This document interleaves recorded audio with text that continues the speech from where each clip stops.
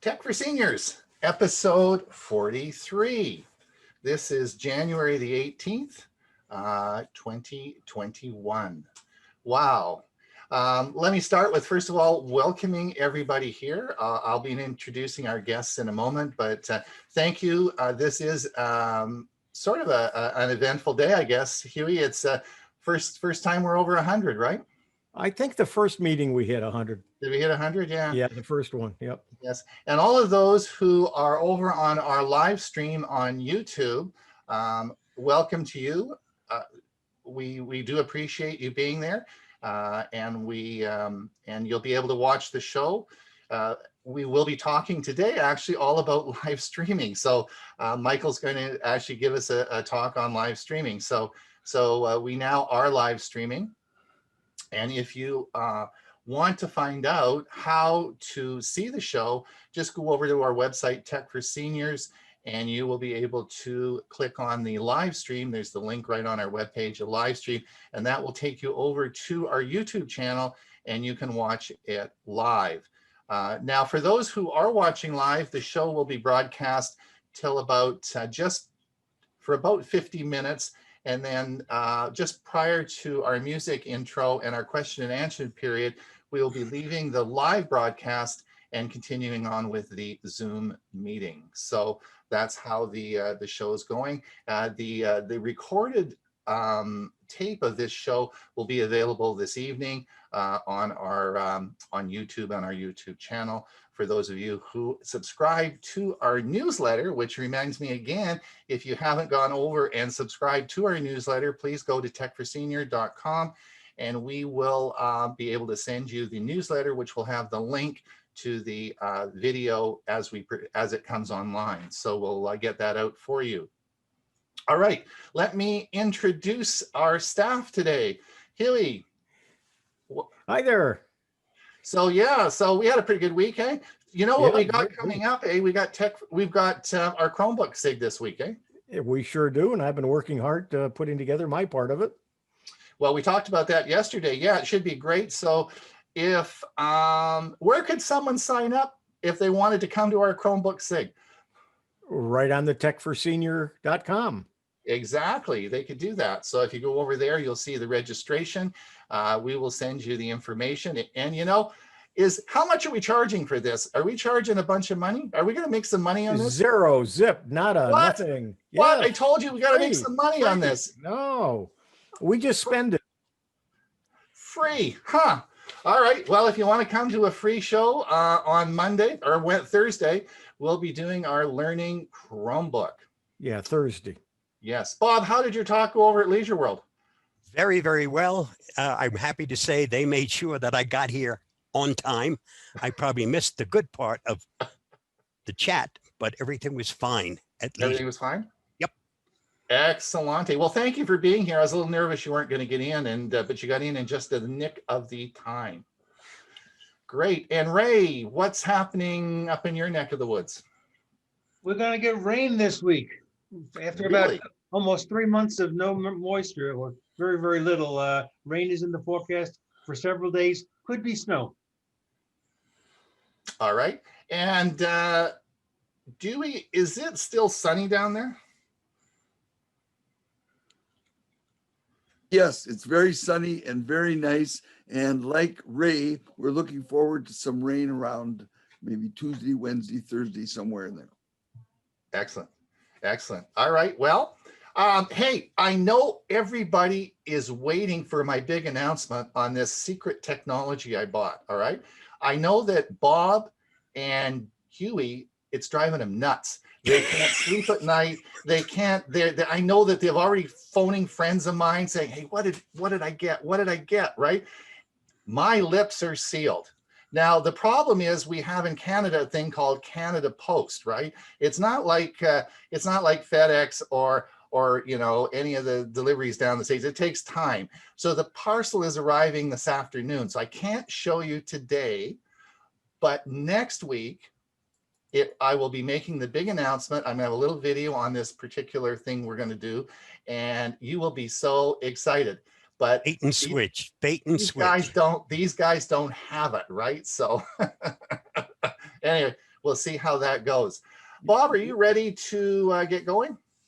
I am. Here is the Avast Security News Roundup for the week ending January 15th, 2021. Microsoft source code allegedly for sale on SolarLeaks site.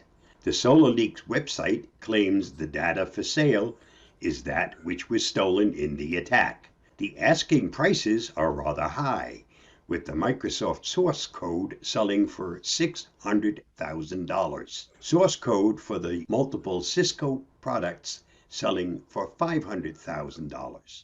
Private Red Team tools and source code for FireEye selling for $50,000, and the SolarWinds source code bundled with customer portal data selling for $250,000. The sellers are also offering a package deal to anyone who wants all of it.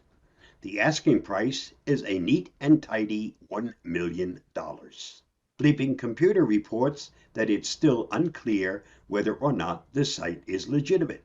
Cisco issued a statement that there is no evidence the source code was stolen in the SolarWinds attack. There is no proof that this is real or not, commented Avast security evangelist Louis Carones, though he added, it makes sense that the attackers want to make extra money on their attack, and given the profile of the victims, they surely have some sort of valuable information. The SolarLeak site is registered through NJALLA, a registrar known to be popular among Russian hacking groups. Authorities took down the dark web's largest illegal marketplace. Dark Market, reportedly the world's largest dark web marketplace, has been taken offline by a Europol-coordinated international operation by authorities, according to Gizmodo. German law enforcement arrested the Australian man believed to be the operator of the illegal site and seized 20 servers that hosted it, bringing an end to what had become a hotbed of illegal activity. The dark web marketplace traded everything from drug and counterfeit money to stolen credit cards. Details on malware. Dark Market was uncovered as part of a larger investigation into web hosting company Cyberbunker, The Guardian reports. Cyberbunker, which is actually located in a former NATO bunker, housed servers for both the Pirate Bay and WikiLeaks in the past, and if this dark market case is any example, this seems to be a valuable starting point for future investigations into other illegal sites. Read more on The Verge. Poor security allowed hackers to steal Parler's data. A group of hackers successfully scraped and archived 99% of the publicly available data on the currently defunct, unmoderated free speech platform Parler in the hours before it went offline. Rumors began spreading that it must have been a sophisticated attack, but the opposite is true. According to Wired, security protecting the platform was virtually non-existent. The site was shut down by host Amazon Web Services due to its role in fomenting the violent insurrection at the U.S. Capitol. Spokespeople for Parler vow it will return within a week. To learn the reason the hackers downloaded all the Parler data, see our report in the Avast blog. And to learn more about the site's beginnings and what could possibly be next, check out our deep dive into the history of Parler. WhatsApp defends its privacy policy. Following some harsh criticism about its privacy policy from Elon Musk and other privacy advocates, WhatsApp published an fact this week to explain its updated privacy policy regarding messaging a business on WhatsApp. With some of the rumors going around, we want to answer some of the common questions we've received. Intro to the fact reads, among the main messaging is the information that neither WhatsApp nor parent company Facebook can see your private messages or hear your calls. The app also says that it does not keep a log of your calls nor does it see your shared location. The new fact comes as more and more users are turning to alternate messaging apps, Telegram, and Signal, seeking more privacy. Read more on this story on CNET. Cryptocurrency hacks net billions in 2020. Using today's values, researchers calculated that cryptocurrency scam and hacks throughout 2020 netted 3.78 billion for cybercriminals. ZDNet reported that researchers discovered there were 122 attacks through the year, hitting three main areas: the Ethereum platform, cryptocurrency exchanges, and blockchain wallets. The wallets were the most lucrative target, adding up to 3 billion in losses at today's values. Some see good news in the fact that blockchain wallets attacks were actually down 8% in 2020 from 2019. The expert believed the downward trend will continue in 2021. Finally, some good news. And that's all the security news for this week. Stay safe, stay secure. I'll see you next week. Bye-bye.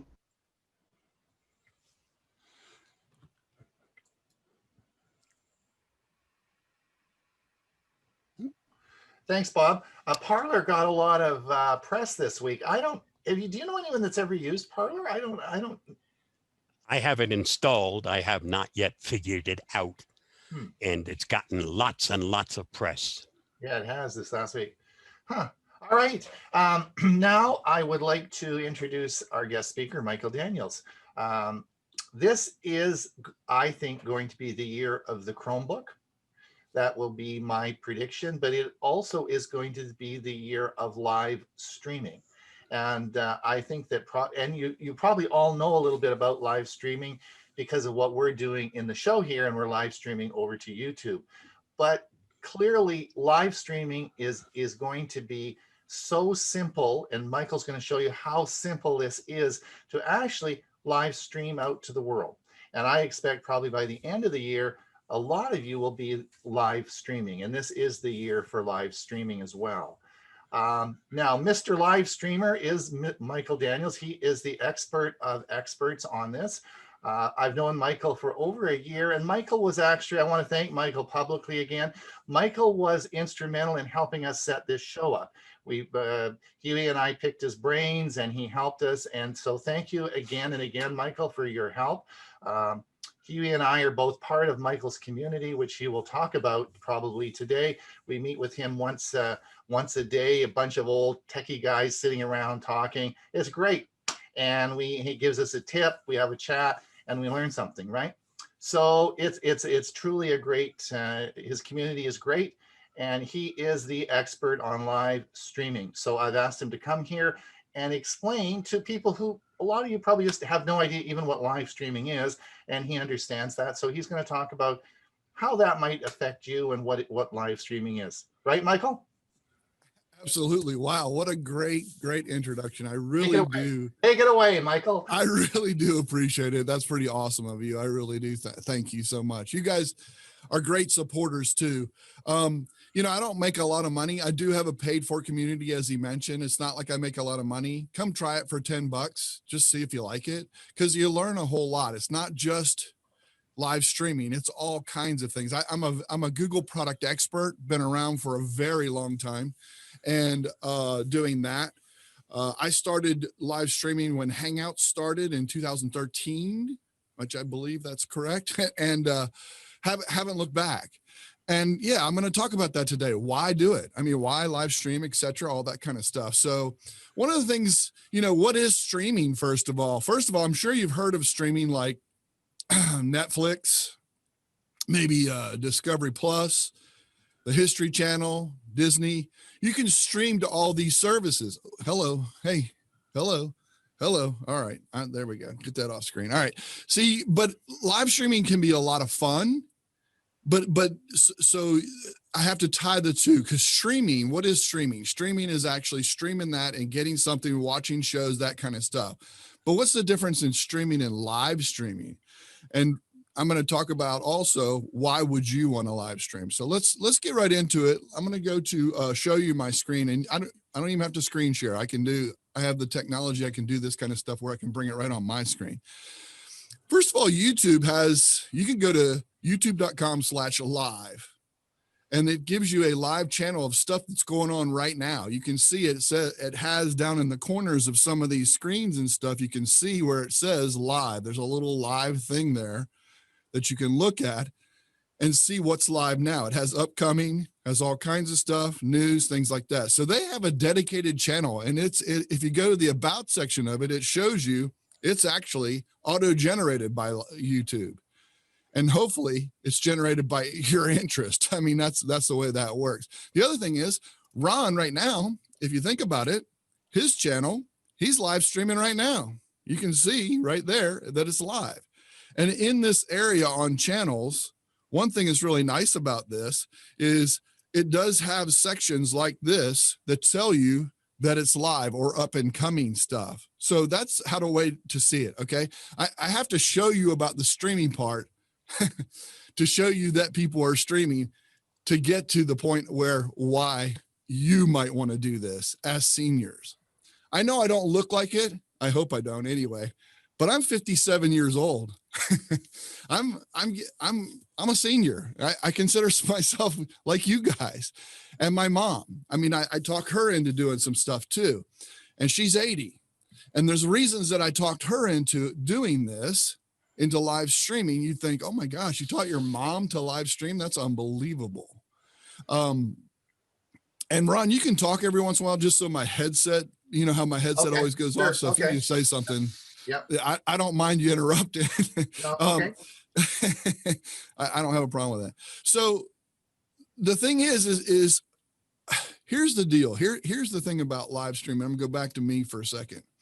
Here's why some of you out there's so much junk out there right now. There's so much bad stuff.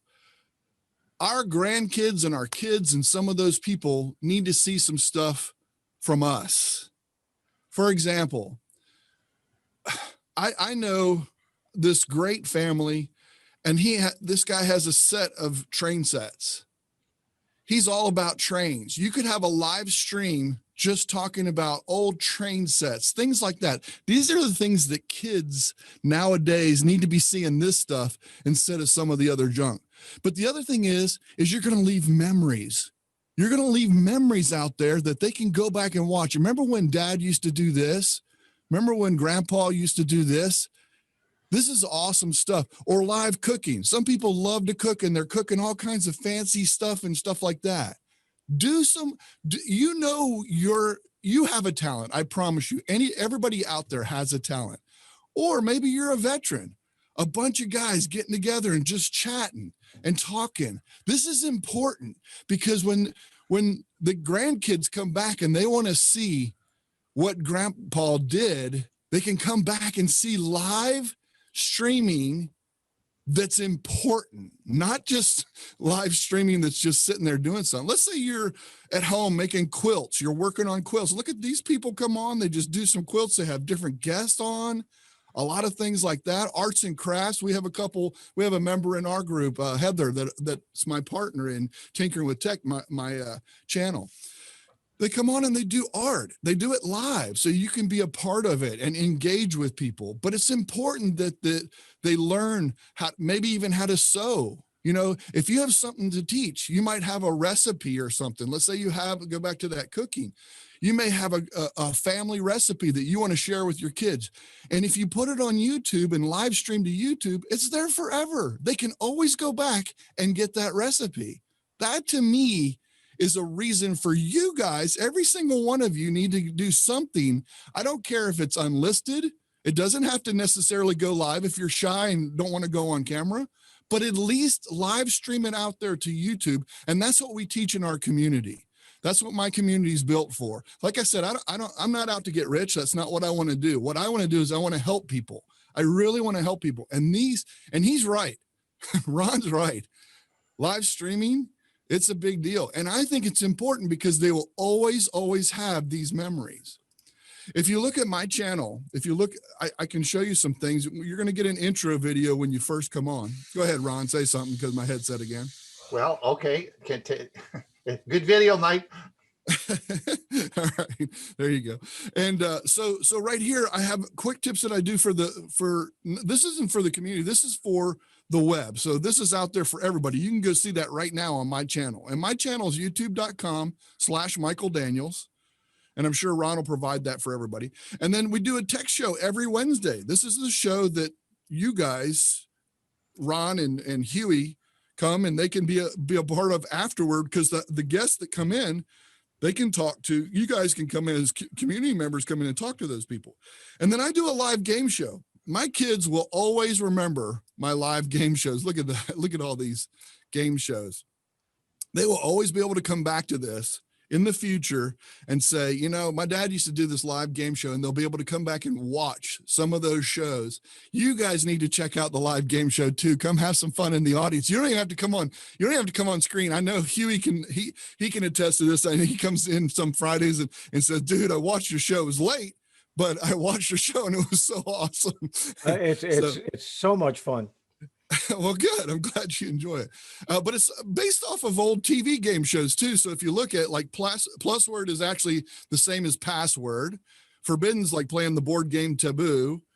Friendly Feud is just like Family Feud. So it's really kind of fun. And I had a lot of time producing this. And listen, you don't have to be an expert. I've seen some videos where people come on and they're just, you know, they just come on and they're just sitting there cooking. They might have their cell phone set up as their camera, and they might just sit there and just show something being cooked or something on their counter.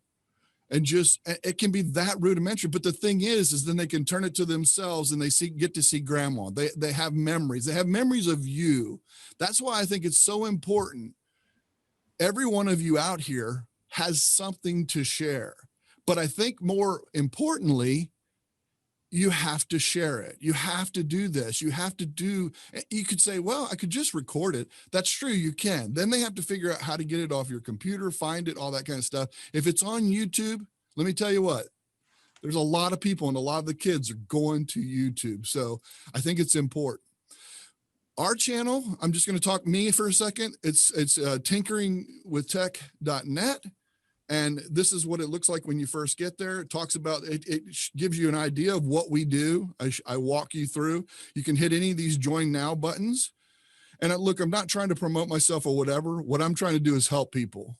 Okay. That's not what this is about. I mean, I know I do want to have more people because I want to help. I know I can help more people and we can learn to do all this stuff together. One of the main things, the last thing I'm going to talk about, because I don't want to take too much time and I want to leave some room for your question, because anybody that knows me, it's not about me. You know what I'm saying? It's not about me. It's about you and helping you guys and what I can do to help you guys. That's the key thing. I'm going to show you a product that is extremely easy. And Ron actually, it's so funny. Ron sent me a video this week using this new software that's so easy. He said, oh my God, this is so simple. And it really is. The thing that I love about this software is you can do it from any phone. I don't know about a BlackBerry, but anyway, no, I'm just kidding. No, Michael, tell them it's not software. You don't download anything. Well, that's true. That's a good point. There is no software. That's true. Okay. So yeah. So any phone, so Android, iOS, iPads, anything, you can start a live stream. You can do it on computer. You can do it on PC or a Mac. It doesn't matter. And he's right. And Chromebook. That's what I love. I love it because when we lost Hangouts, there's nothing that you can do a live stream from. So this program gave us that ability, and I absolutely love it. And like he said at the very beginning, Chromebooks are going to be the thing. Well, you know what? These two tie together, and yeah, there's no software. There's no software to download. Zero. It's awesome. It just starts working, and it works well, and you can make it look pretty snazzy. So let's go look at it real quick. I'm going to go back down to that screen. Remember, it's tinkeringwithtech.net, by the way. Okay, so now this is going to show you all a funky screen here. I'm going to actually remove that. So now you don't see that. So this is one of the backgrounds that I have, and I can put different backgrounds. whatever. Oh, this is what it is. It's all browser based, as you can see right here. It's just StreamYard, and So it's you're so in simple. the software now, right? I'm in the software. I'm displaying and showing the software right now. Exactly. Okay. But And Michael, explain how you got there. I can do that. So if I go in here and I go to StreamYard, now it's going to, right there, it's going to take me in because I've already signed in. But if I had not signed in and I was logging in from the very, and I can do that. You want me to log out and log in so you can see? No, just out. No, but just say that it's, you don't actually have any software. It's just a site. Yep, it's just a site, and you don't need a password. You don't have to remember any passwords. I love it. It's so awesome. They're what they do is they say you log in, and when I log in, they're going to send you a 6-digit code, and you put that in, and that's how you come in, because you're going to get your email. So you go to your email, there's my code. I put my code in, and then I'm in. I'm right here. It is so simple, so much fun, and so easy to do. And then you, I mean, I could sit here and get really technical, and I'm not going to. I'm just going to touch on some stuff.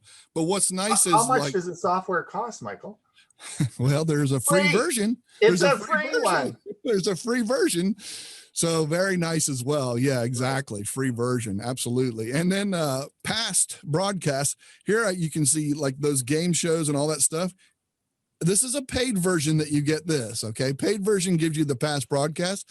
I have every recording right here. So if you did want to download the recording, you can go get every one of your recordings that way. Let's say you're just not comfortable going to YouTube, or I don't want to, deal with that.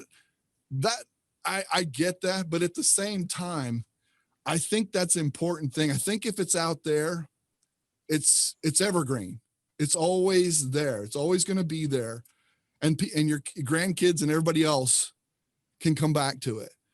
That's what I wanted to instill in you guys today. And I think a group of seniors is the best group, because you guys, I'm telling you, you need to do. I know, you know what you're saying, dude, I'm afraid. There's no way I'm not going to do that. I can't do that. I can't be doing that. What I'm telling you is you have to. We really have to do that. We have to have some good stuff out there. There's so much junk going on in the world right now, with all of the situation that we have. It's so important that we give this to our siblings, to our friends, to our whatever. We need to have, this is a good thing that we need to share. I love just listening to the meeting today. You guys talking about different CPAPs and things like that. I'm a CPAP user, been using it for 5 years. But some people are like, what? No way. He's too young. It doesn't matter. That's not what it's, that collaborate. We have to have this engagement and collaboration. And that's what these services and going live, and why I think it's important. Every single one of you, I don't care who you are that's out there. You might be a stamp collector. You might be, like I said before, train collector or anything. There's something out there that you do, or you have a specialty or something you can give to somebody else. But moreover, and I'm going to finish with this one last time, I think it's important that your kids and your families see and have a memory that you will always, always have and be able to use. I might have stopped early, but that's what I. So that's okay, Michael. I had so I was thinking this morning, everybody here knows, I'm in a Zoom meeting and I'm recording, and I'm also streaming live to YouTube, right? Mm-hmm. The problem with what we're doing here and now is that I have a paid version, which is about $150 a year for the Zoom software, right? Yeah. And we need the, so in order to stream to YouTube, you need the paid version, as well as if you want anything recorded over 40 minutes, you also need the paid version. All right. For Zoom, you're talking about Zoom, right now. that's right. Yeah. But now if you go to StreamYard, and what we're really talking today is about StreamYard, which is the easiest piece of software in the whole world. There is nothing easier than StreamYard, right? And it's free. And there is no limitation on the time that you can record. You can record up to 3 people on your show with StreamYard. So there's no time commitment. and you can stream to YouTube at no charge. So there is no, even the free version, you can stream to YouTube. So there, in order for us to do what you just discussed, would cost us $0.00, right? Yes, 100%. Yeah, absolutely. There are limitations to bringing stuff up on screen and things like that and all that kind of stuff, but you don't need all that. Exactly. It costs you $0 for this software. It costs $0 for you to set up a YouTube account. And you guys, Ron, you and Hewie both know, being in the group with me in our community, I do a lot of stuff on Google. If you want to learn some Google stuff, I teach a lot of Google things. We wrap everything around our sites on Google, things like that. I do a lot of stuff. I'm a product expert in Google. So that's what I focus on. This product right here, I wish that Google had done this instead of streaming. This is what Hangouts should have turned into. But at the same time, I know a good product when I see it too. I mean, I pay them the highest pay, even though I don't use all of it. I pay that so they can help their resources, get better at doing that and stuff like that. Right. So now there are some, now I will tell you, Michael's been talking about StreamYard for a long time. And I thought last week, I said, that's it. I'm going to try this. I'm going to try it. And I was blown away how simple it was. Like Michael's been giving me all sorts of tips on it, and he even does videos on it, and he teaches his whole bunch, and I forget it all, right? Senior, I forget it all. And so I thought, well, I stumbled on it last week. I thought, I got to learn this. And I did a video for Michael, and I sent him this. I said, hey, I did this on StreamYard. It was so simple. I was going to watch a bunch of videos on how to use it, but you don't need any videos. Oh, you don't, do you? You really don't. I know. It really is. And that's what's also really kind of cool too, is that, Ron used it to send me a video. He used that. He recorded using the software to send me a video. You can it's the same software, or I say software because it's software that's on browser based, because you don't have to download an app on your phone. You just use it on your phone. That's amazing. Yeah. I can go to do a live thing outside. Let's say I do stuff outside. Let's say I'm a ranger, a park ranger, or I was a ranger, or I know stuff about the forest and stuff like that. And I want to do that. I want to do that kind of thing.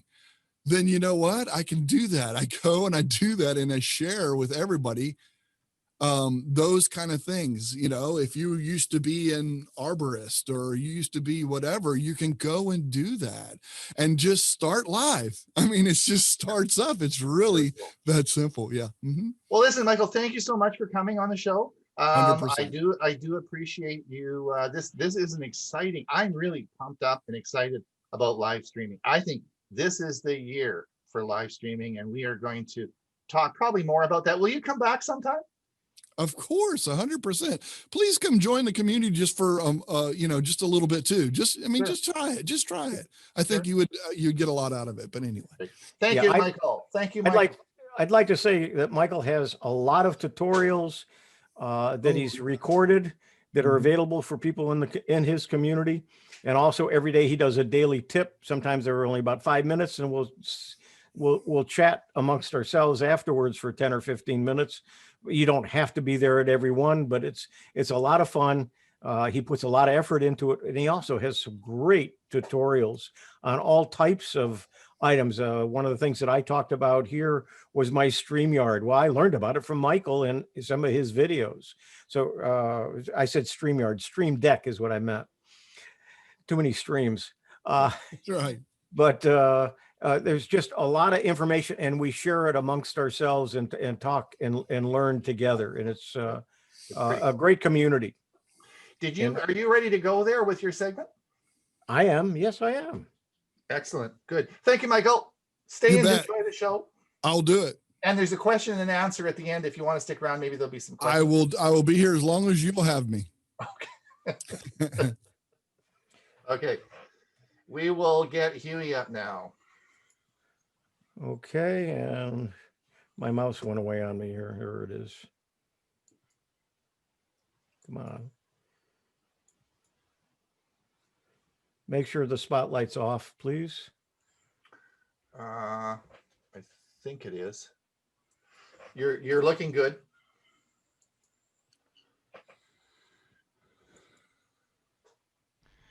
Generating passwords. I'm Hewie Poplock. How does a password get hacked? 1. Simply, they buy your passwords off the dark web. 2. Brute force attack. This attack tries to guess every combination in the book until it hits on yours. 3. Dictionary attack. This attack is exactly what it sounds like. The hacker is essentially attacking you with a dictionary. Or 4th, phishing. Cyber criminals try to trick, intimidate, or pressure you through social engineering into unwittingly doing what they want. Passphrase method. This is a multiple word phrase method with a twist. Choose bizarre and uncommon words. Use proper nouns, the name of a local business, historical figures, any words you know in another language, etc. A hacker might guess Wawa, but he or she would find it ridiculously challenging to try to guess a good password example like this: Wawa Cortez Mercy Donata, where Cortez is the street that the Wawa is on. While the words should be uncommon, try to compose a phrase that gives you a mental image. This will help you remember.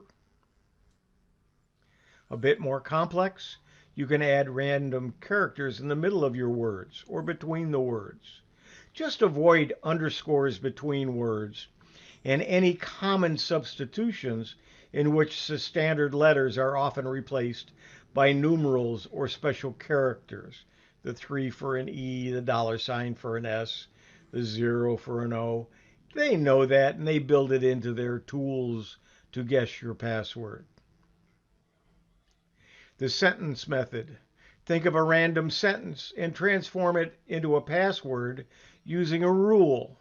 For example, taking the first 2 letters of every word in "My favorite restaurant is the Anna Marie Oyster Bar," which would give you MyFareisthanmaoyba as your password, with those letters that are capitalized in that sentence. To anyone else, it's gobbledygook, but to you, it makes perfect sense. Make sure the sentence you choose is as personal and unguessable as possible. So, what is a strong password? It needs to be long.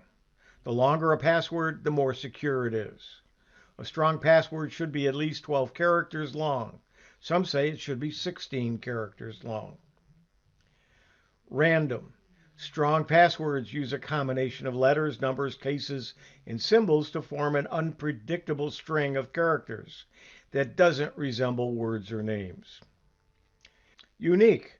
A strong password should be unique to each account to reduce the vulnerability in the event of a hack. Don't have password 1, password 2, password 3, for instance.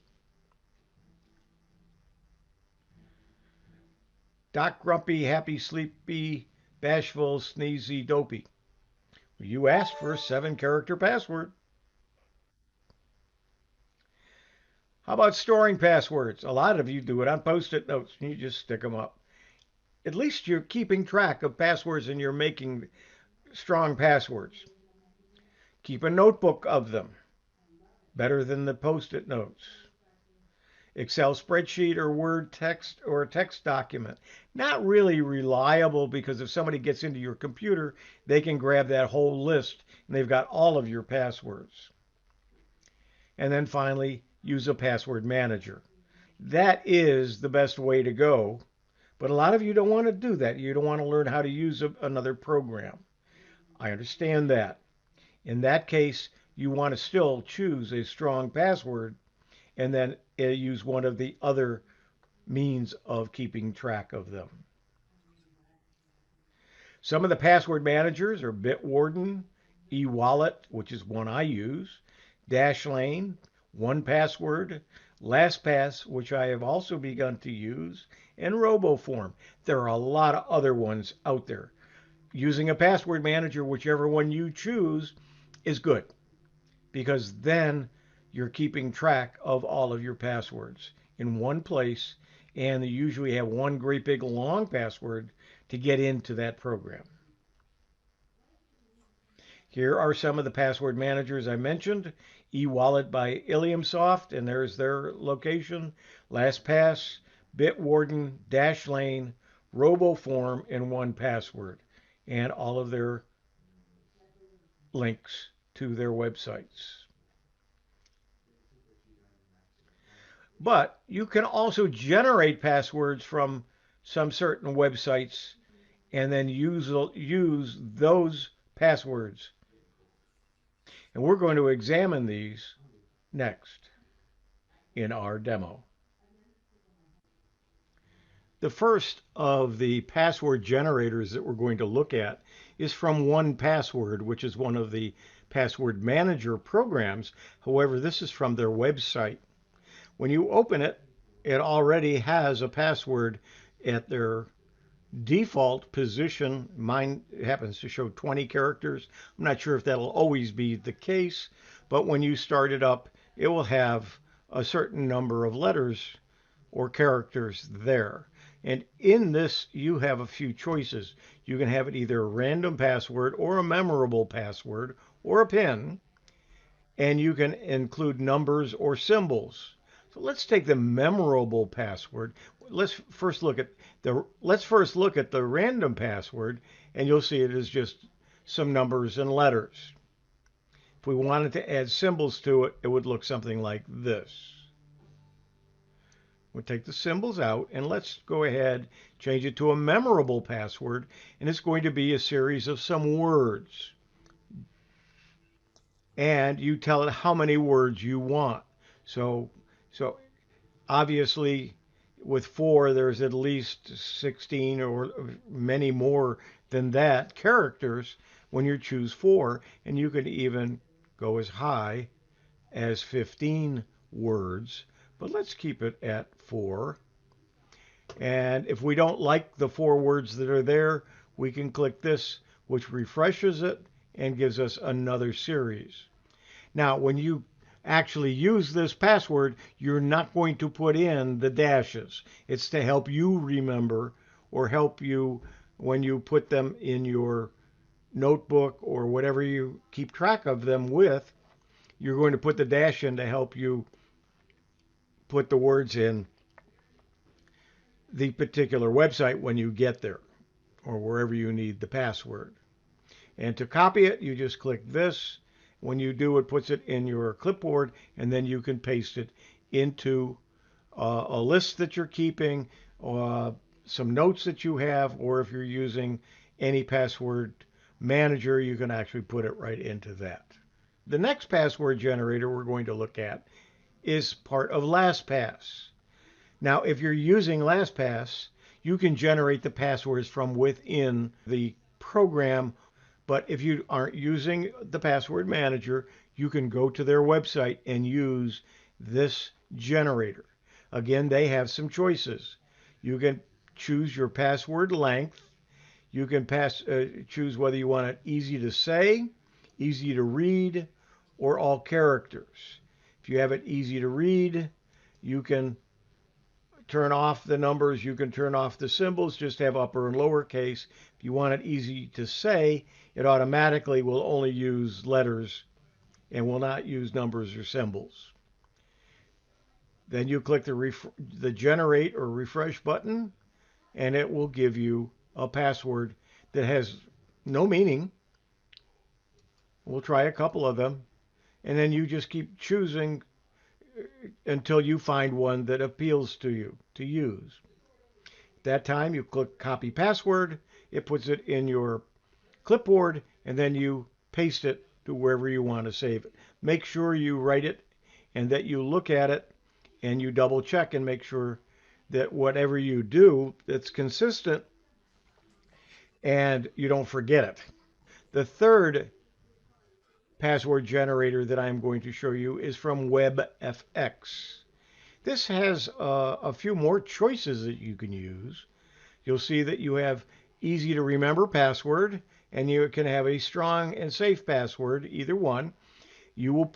It shows you some samples when you start up. Each time you start up, it will have a different one, or if you refresh the page, you'll see that it changes them. It does not change the number of letters and how many digits in the default. However, if you wish, let's say instead of 6 letters and digits, let's say we want to have 12. We're going to have 12 with 2 digits at the end. You click Generate Now, and it will show you your easy to remember password with 2 numbers at the end. You can regenerate with the same settings and try it again until you find one that you like. Then go back and change the settings if you wish. And under the new strong and safe password, you can, instead of saying 8, you can say 12. You can say use uppercase. Let's have upper and lowercase. Do you want to have numbers? Do you want to have symbols? If we say yes to all of them and we say generate now, you will get a password. It's not to your liking. You can try another one or try another one. And we can go back to the settings. Finally, I would like to show you how I generate a password using my e-wallet, which is the password manager that I've been using since I owned a Palm Pilot. And so I have, probably close to 1,300 of these cards. I created a card within the program under passwords for this demonstration. I've given it a system name, which I call password demo, and I've put in a username, which will be the sign-in name that you are going to use with that particular website or that particular program. Next, we have to generate a password. Now, I can just simply come over to the right-hand side of the card and click on it, and it will just create a password, which is one I could use. If I don't want to use that one, I can delete it and do another one and have it do the same thing. However, I like to use their generate password button. When I do, it gives me a dialog box to do virtually the same thing, but you'll see down here it says click to show advanced password options. Here I can set the length. Right now it's set for 14. I'm going to leave it at 14. I can have lowercase, uppercase, numbers, and punctuation, and it shows me some examples. I'm not going to do any numbers right now. I can have, as a memory aid, I can have none, a mnemonic sentence, a pronounceable, or a dictionary. Let's go ahead and do pronounceable, which is what I usually use. And when I click generate password, it puts in some letters here at the top, but it also kind of makes it pronounceable by putting a dash in there just for my purposes. So it says try, us, got, cough, So it does have some pronounceable characteristics, but it's not going to include the dashes. That's only for my own use. And I usually, it saves that in the notes, so it makes it easier for me to find it. If I don't like that one, I can click just generate another one, try another one. And this one, oh yeah, Yip, I, Hewie, Hoff, Co. That might be okay. And then I just say generate the password if I want to do it again. If I wanted dictionary instead of pronounceable, we'll try that and generate. And so now we got copper plate, which is the original word, and it's done some things with it. We do it another one, generate another, and so it puts some letters in before it and some after. It just does some things to it. Or if I want mnemonic, I can generate, and it will, again, Harry terribly saw important melancholy pickles before Cecil lifted yogurts kinetically anti-axed advarks, and it took the first letter from each of those and made that the password. Let's go back again to pronounceable. I'm going to generate a word, and then all I have to do here is I'm going to go ahead and accept it, and I say insert password and close, and it's now put it in under my password. I hit done, and it saves it. And that's it. That's generating passwords. Whether you're using a password manager or not, you can get strong passwords very easily. Thank you for joining today. I'm Hewie Poplock. Did anyone get Huey's passwords for his credit cards? I hope not. Anyway, what we do want is to make sure, don't use your name, don't use your kids' names, don't use your pets' names in your password with just a couple of numbers, and then change the numbers for different places where you used your password. Have them completely different from one item to another. I just have a comment. Another thing useful to do that I find very interesting. I think LastPass has it. I know Bitwarden definitely has it. You can put in that password that you generated, and it will tell you how long it will take a hacker to hack it. And for example, my unique sync password, which I only use for Bitwarden and I don't have written down anywhere, is very long. I think it's 29, but it says it would take centuries to hack that one. Somebody was talking at one of our local club meetings about her method of making passwords that she thought was great. I typed an example of her solution into the Bitwarden and said it would take less than a second to hack. Thanks you very much, Murray. Thanks, Murray. We will remember we're going to have a Q&A session afterwards, so we'll take questions. I'm sure there are lots of questions. I want to take this time.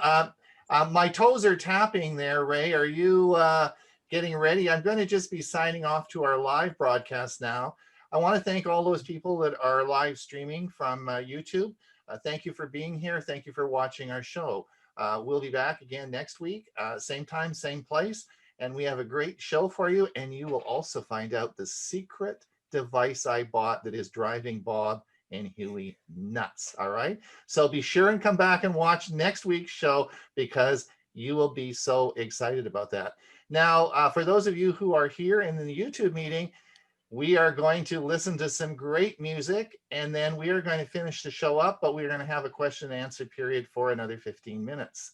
So I'm going to stop the live stream and Ray, take it away. Yes, sir. Here we go. Let me share my screen. Optimize. So Jerry and the Pacemakers. What do Jerry and the Pacemakers have in common with the Beatles? Well, both bands are from Liverpool, England, with Jerry and the Pacemakers being the second most successful group from this city to have hits on the US pop charts. Number two, they were the second group to sign with Brian Epstein, the first being, you guessed it, the Beatles. Number three, their first single, How Do You Do It, in 1963 was originally recorded by the Beatles a year earlier, but remained in the vaults and was unreleased until in 1995 when it was included on the Beatles anthology album. So this group was led by Gary Maudson, and the band had several hit songs, including Don't Let the Sun Catch You Crying and Ferry Cross the Mersey. But my favorite is You'll Never Walk Alone, and that's a tune from the Rodgers and Hammerstein musical Carousel. This song has been recorded by many musicians over the years, and it actually became the trademark song for the late Johnny Maestro, who was the lead singer of the Brooklyn Bridge and earlier before that, the Crests. In fact, this was his closing song at all of his live concerts, and the last song he sang at his final concert, which, believe it or not, was exactly 11 years ago yesterday. In England, You'll Never Walk Alone is considered a soccer anthem. For me, it is also a song to remind us that none of us are alone as we fight the COVID-19 pandemic that had affected the world. Gary Marston died earlier this month at the age of 78 from a heart-related ailment. Here we go. That was So- great. Oh my gosh, I love that song. And be sure when you get the newsletter, I include a link to that directly if you'd like to watch it again. And I'm also going to include a second link where Gary Marston sang this song 2 years ago. So you can see before and after. Thank you so much, Ray. That was you hit another one of my great. I love that song. That was great. Thank you so much, eh? Okay. Yes, excellent. Well done. Well, hey, it is the top of the hour. It That is was the time also when the we have theme now song. finished our show. We will, of course, be back next week. Hewie, are you going to be here next week? Absolutely. And even if with all the surprises you're going to have and I'm going to have, it's going to be a great week next week. Well, you'll be able to sleep better after next week because now you'll know what it's going to be. Yep. All right, Bob? Of course. Do you really expect me to be somewhere else? No. Well, you're a busy guy. You are doing a lot of presentations. There you go. And Ray, don't get snowed in, eh? I'll try not to. And next week, I'm going to talk a little bit about Phil Spector, who passed away yesterday. Yes. Okay. Thank you. And Dewey, we'll see you next week. I'm sorry I didn't get a chance to play your clip today, but we are running behind. We will do that next week. Sounds good. Is that okay? I'm sorry That's we didn't. okay, fine. Is that okay? All right. Say hello to Joanne for us, eh? Will do. All right.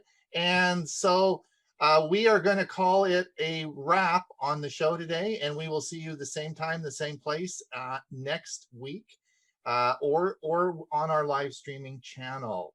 So today, for those of you who want to leave, that's fine now, but we're going to open this up and we'll be here for the next 15 minutes. Michael is still around. If any of you have any questions on passwords, any questions on streaming, or let's just I guess it's probably the easiest way is just to speak up or wave your hand. The problem is, Huey, how many can you see on the screen? Earl, I see 49, but when they raise it, when they hit the Earl, reaction, folks.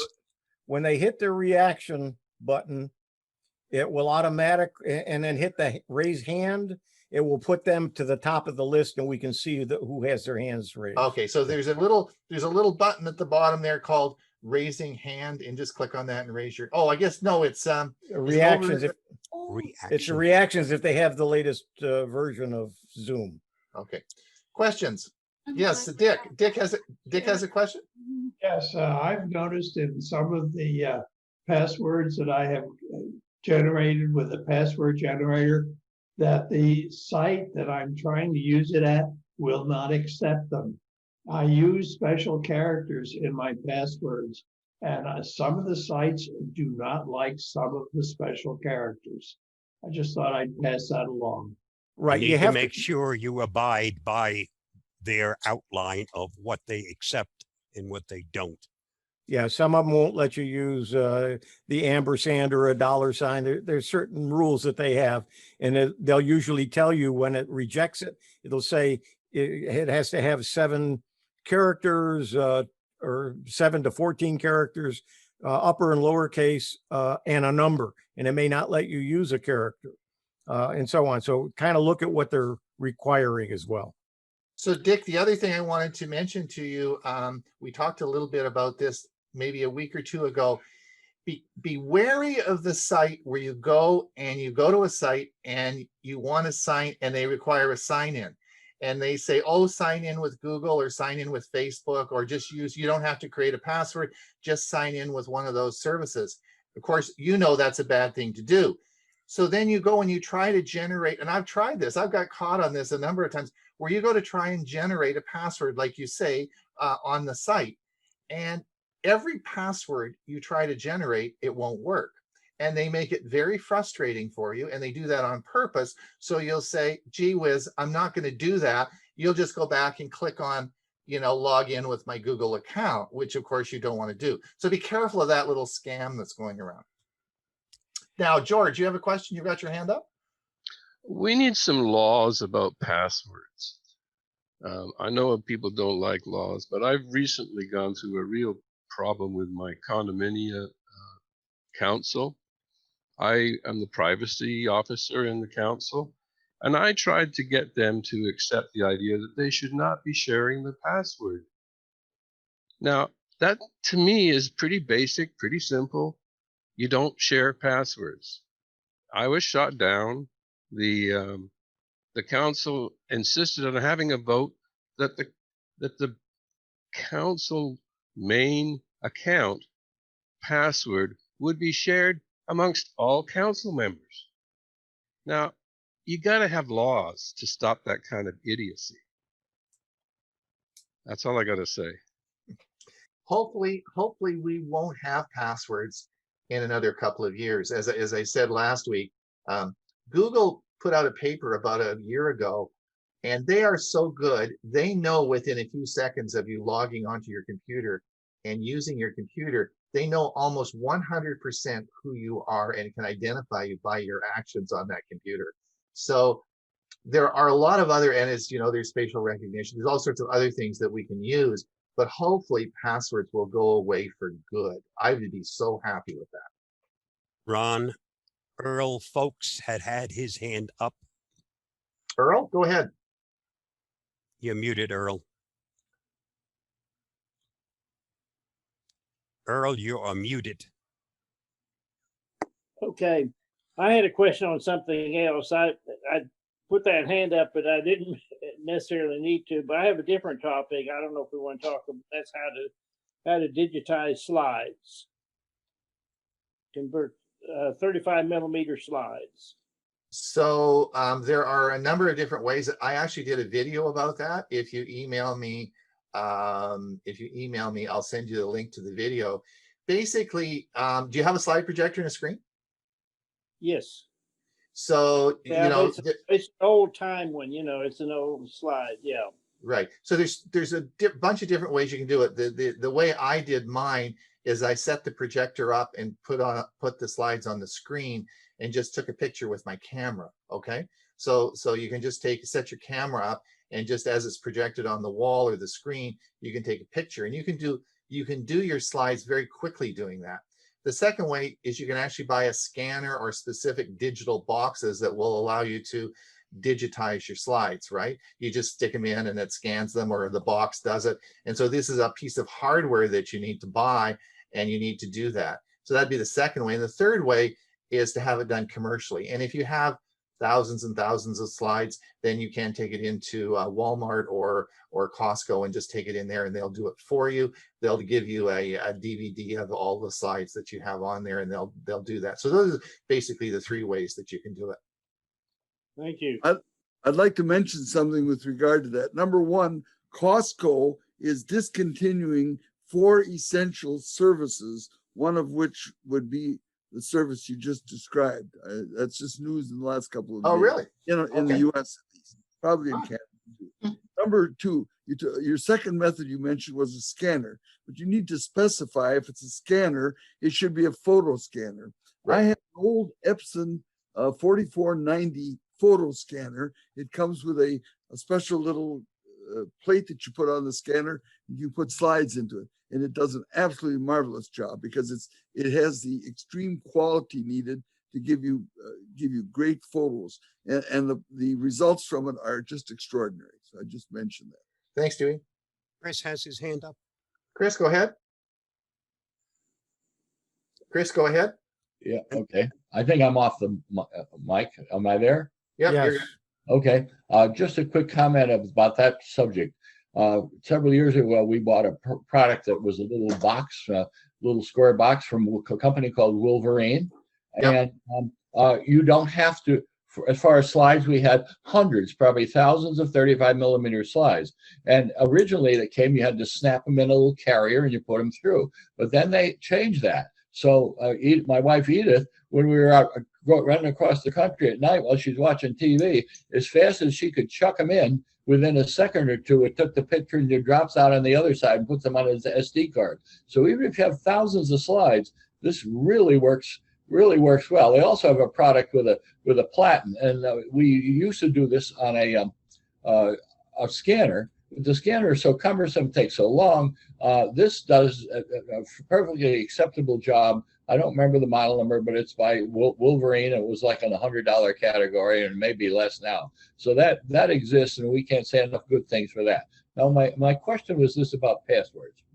And I'm not really good at this, so I'm getting confused. If let's say my Chromebook, if I create a password and use a Google Password Manager on the Chromebook and put it in, now when I go to other Chromebooks or on my phone, does that password manager appear and and am I able to use that when I go into that site that I put the password on the first computer? Is that or is it code across platforms? No, it's synced. Your password, your Google Password Manager will sync it on all those sites. So with your Chromebook, your phone, and anything online, it'll sync to all those. I think there's a setting you can have it do it or not. No, as long as you've synced your Chrome browser to those and synced it will be there for all your services. Okay. Thank you. Thank you.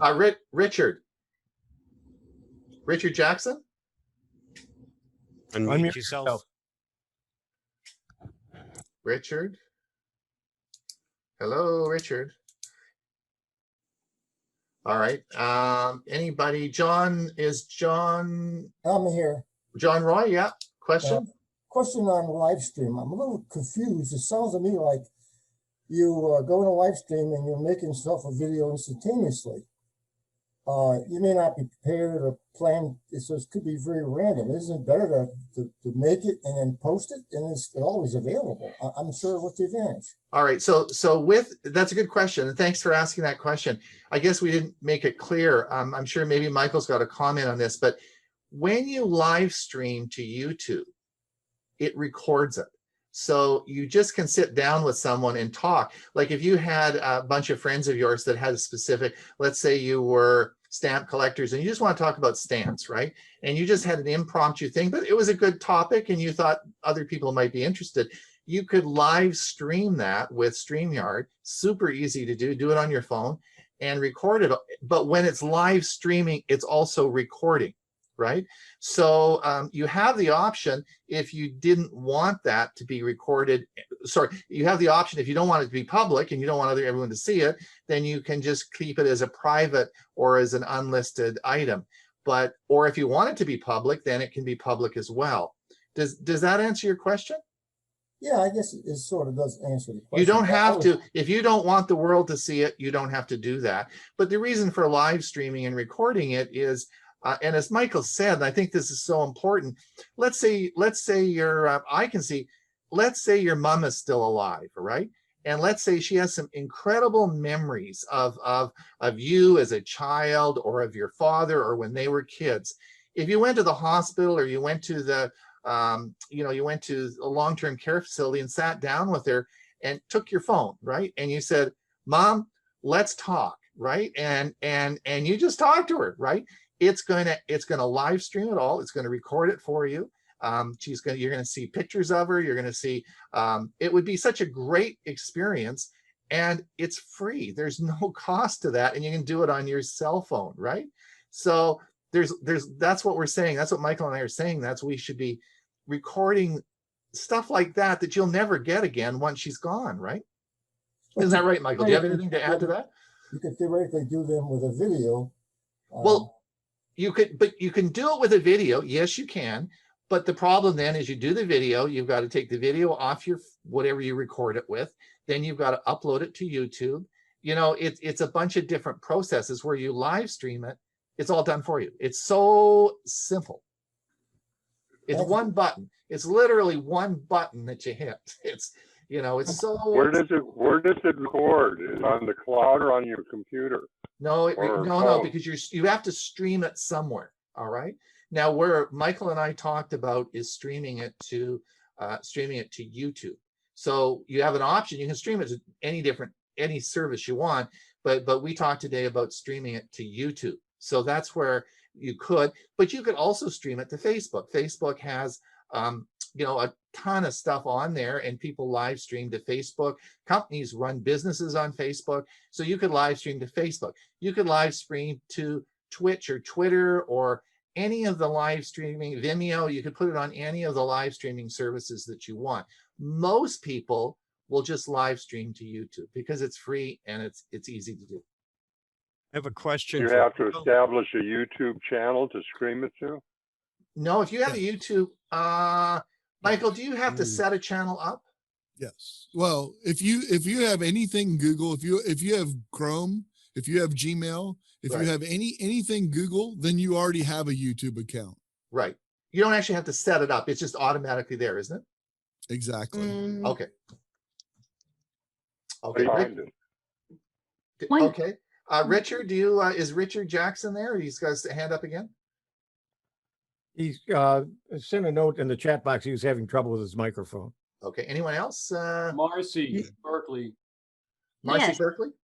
Yes, I wanted to add that if you do stream it to YouTube, once it's published there, you can go into the more settings and open transcript and copy the transcript if you're keeping any of your memoirs or writing stories or anything like that. And I think that's a great speech to text translator as well.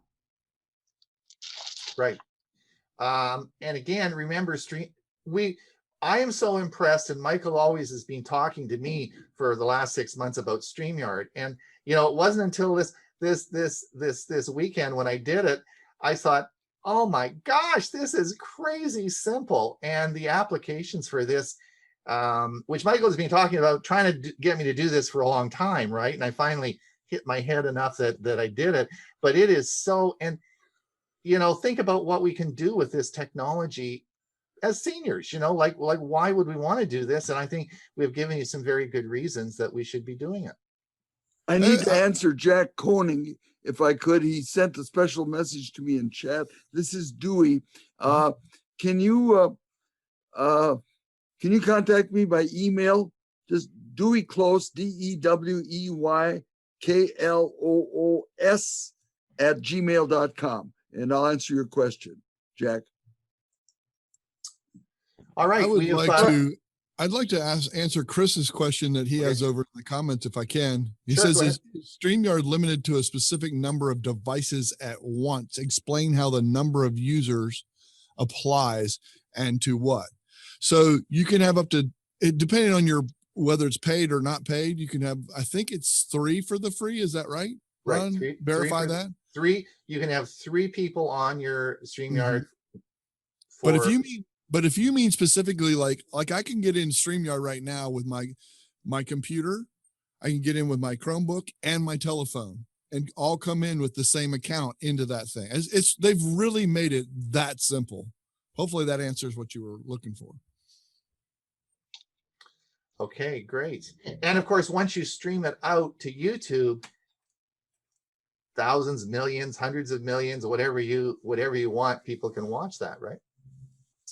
All right. If there are no more questions, it is 20 after.